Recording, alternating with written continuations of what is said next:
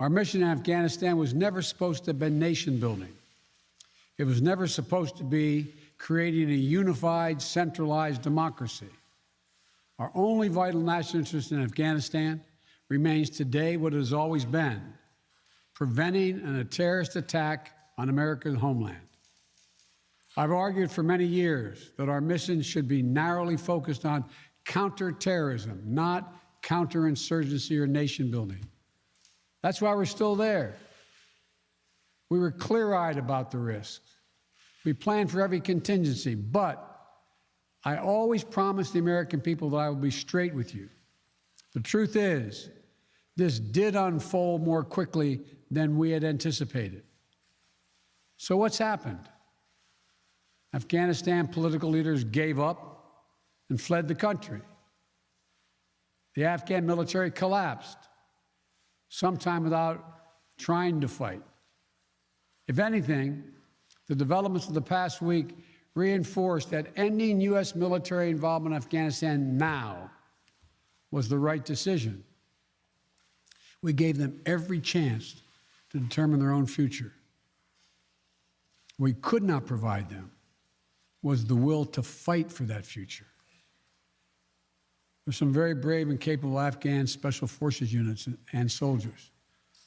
But if Afghanistan is unable to mount any real resistance to the Taliban now, there is no chance that 1 year, 1 more year, 5 more years, or 20 more years of U.S. military boots on the ground would have made any difference. And here's what I believe to my core.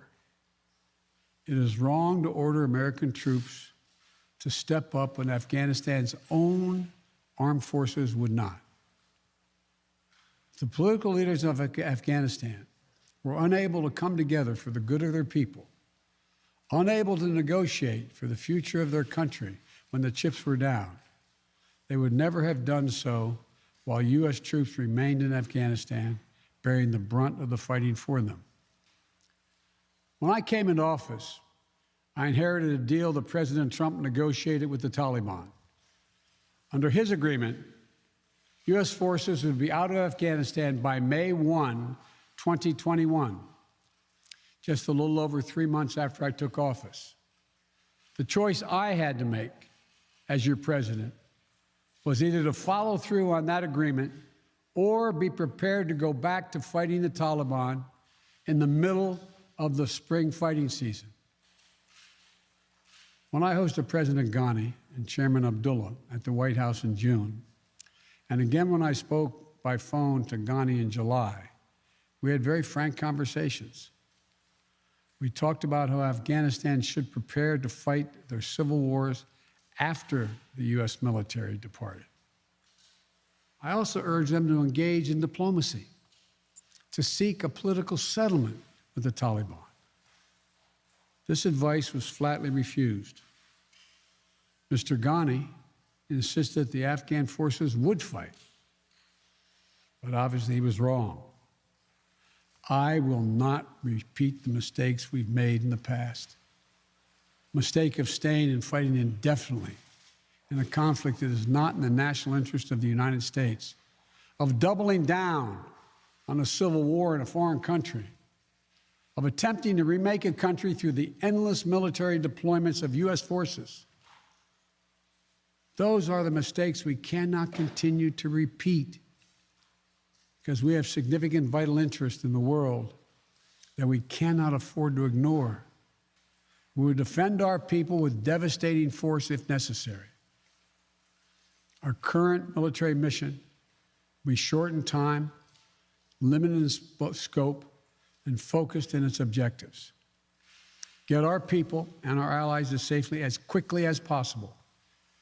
And once we have completed this mission, we will conclude our military withdrawal. We will end America's longest war after 20 long years of bloodshed.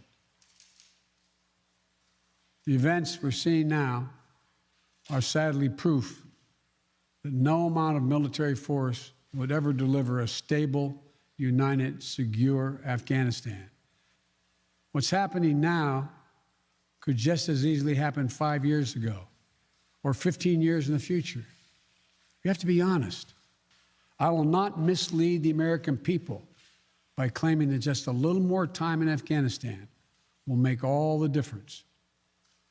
Nor will I shrink from my share of responsibility for where we are today and how we must move forward from here. I am President of the United States of America, and the buck stops with me. I'm deeply saddened by the facts we now face.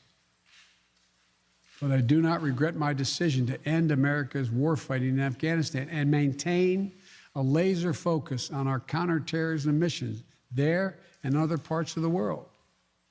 It is not what our troops, who have sacrificed so much over the past 2 decades, deserve.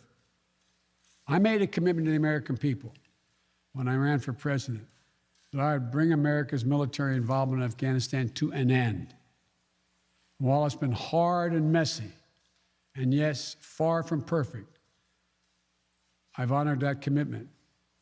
More importantly, I made a commitment to the brave men and women who serve this nation that I wasn't going to ask them to continue to risk their lives in a military action that should have ended long ago. I know my decision will be criticized, but I would rather take all that criticism than pass this decision on to another President of the United States, yet another one, a 5th one, because it's the right one, it's the right decision for our people, the right one for our brave service members who risk their lives serving our nation, and it's the right one for America. Thank you. May God protect our troops, our diplomats, and all brave Americans serving in harm's way.